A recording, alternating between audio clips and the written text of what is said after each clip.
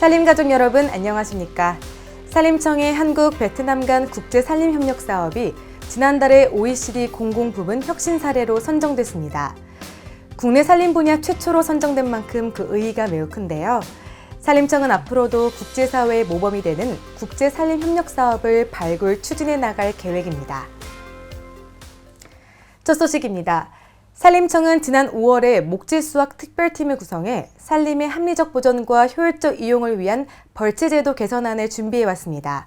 그 결과 지난달에 전문가, 임업인, 환경단체 의견 수렴을 거친 친환경적인 제도 개선 방안을 내놨습니다. 산림청은 지난달 15일 대면적 모두배기를 차단하는 벌채 제도 개선 방안을 발표했습니다.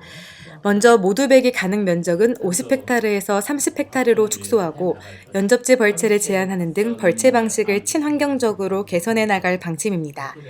뿐만 아니라 목재 수확 사전 사후 관리 감독 강화, 생태계를 고려한 지속 가능한 산림 경영 기반 마련, 보조금 및 인센티브 제도 개선, 벌채 방식에 대한 투명한 정보 제공과 홍보 등이 이번 개선 방안의 주요 내용입니다. 산림청은 추후 산림자원법 등 관련 법령 개정 과정에서도 현장과 임업인, 환경단체 의견을 수렴해 나갈 계획입니다. 지난 9월 10일 한국과 몽골 대통령은 정상회담을 갖고 몽한 전략적 동반자 관계 발전을 위한 공동선언을 발표했습니다. 이에 산림청은 공동선언 이행을 위해 2022년부터 한몽 산림협력사업 3단계를 추진할 계획입니다. 산림청은 지난달 24일 몽골 울란바토르 한몽 우호해숲 준공 행사와 함께 한몽 사막화 황사 방지 협력 양해각서를 체결했습니다. 2007년 시작된 한몽 국제산림협력사업은 2016년까지 1단계 사업으로 사막화 방지 조림 사업을 진행했고 2017년부터는 2단계 사업으로 조림지 이관과 도시숲 조성을 추진했는데요. 이번에 준공된 한몽 우호해숲이 바로 2단계 사업의 성과입니다. 산림청은 2022년부터 시행할 3단계 사업으로는 몽골 산불 피해지 복원 및 기반시설 조성 사업을 추진할 계획입니다.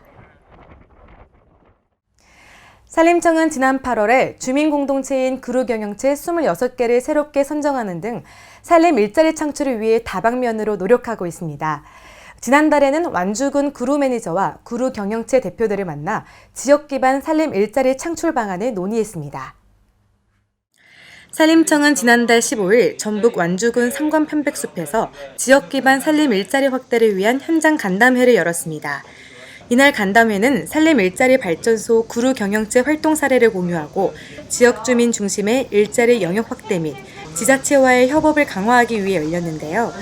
이 자리에서 최병함 산림청장은 지자체와의 긴밀한 협력을 통해 지역에 꼭 필요한 양질의 일자리가 창출되도록 최선을 다하겠다고 말했습니다.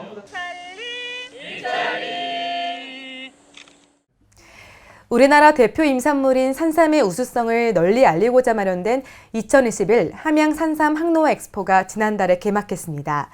코로나19로 1년 연기된 만큼 이번 엑스포는 방역을 최우선 과제로 삼고 온 오프라인으로 진행하고 있습니다. 2021 함양 산삼 항로화 엑스포가 지난달 10일 경남 함양에서 막을 올렸습니다.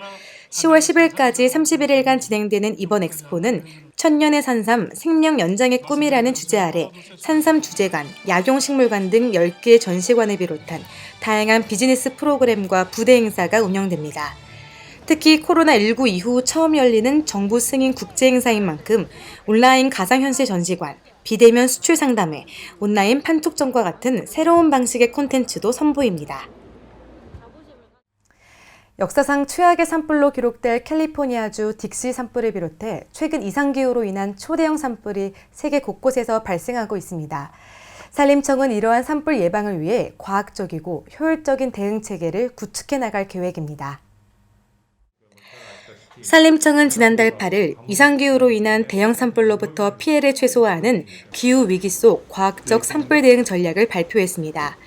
먼저 감지기가 부착된 지능형 CCTV, 산불 드론, 감시 카메라 등 4차 산업 핵심 기술을 적용한 기술 개발로 산불 예방 및 현장 대응 체계를 더욱 고도화시킬 방침입니다. 또한 공중과 지상의 진화 역량을 강화하는 한편 적극적 산림 관리를 통해 대형 산불의 확산을 미연에 방지하는 선제적 산불 예방 체계도 마련할 계획입니다. 기후변화가 계속 올라가면 소형 헬기 세대로 시작한 산림항공본부가 개청 50주년을 맞이했습니다. 지난 1971년 산림청 항공대로 창설된 후 산림재난의 중추기관으로 성장한 산림항공본부. 지난달 기념식을 갖고 미래 100년을 향한 비전을 선포했습니다. 산림청은 지난달 29일 개청 50주년을 맞이한 산림항공본부의 역사를 재조명하고 앞으로의 비전을 선포하는 기념식을 개최했습니다. 코로나19 확산 방지를 위해 최소 인원만 참석한 가운데 기념식은 비대면으로 생중계됐는데요. 기념식 행사로는 산림항공 임무 수행 중 순직한 분들을 기리는 추모의 조성사업 착수식을 비롯해 개청 50주년 축하 드론 군집 비행과 산불 진화 시연 등이 펼쳐졌습니다. 산림청은 이번 기념식을 통해 선포된 산림항공본부의 새로운 비전과 목표가 100년 산림항공의 초석이 될 것으로 기대하고 있습니다. 산림청은 직원의 청렴한 공직권 정립과 갑질에 대한 경각심 고취를 위해 청렴 갑질 근절 캠페인을 펼치고 있습니다. 10월에는 비인격적 대우 유형과 사례를 소개합니다. 첫 번째 비인격적 대우 유형은 부당한 언행으로 업무 지시를 할 때 화를 내거나 욕을 하는 행위가 대표적 사례입니다. 다음은 부적절한 호칭 사용 유형입니다. 부하 직원을 야, 너 등의 반말로 부르는 행위가 이에 해당됩니다.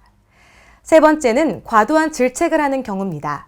다른 직원 앞에서 특정 직원의 잘못을 과도하게 질책하는 것을 삼가야 합니다. 끝으로 외모, 출신 지역, 학력 등을 지적하는 불합리한 지적 행위도 근절되어야 할 비인격적 대우입니다. 앞서 소개한 4가지의 비인격적 대우 유형을 숙지해 갑질 없는 직장 분위기를 만들어 나가길 바랍니다.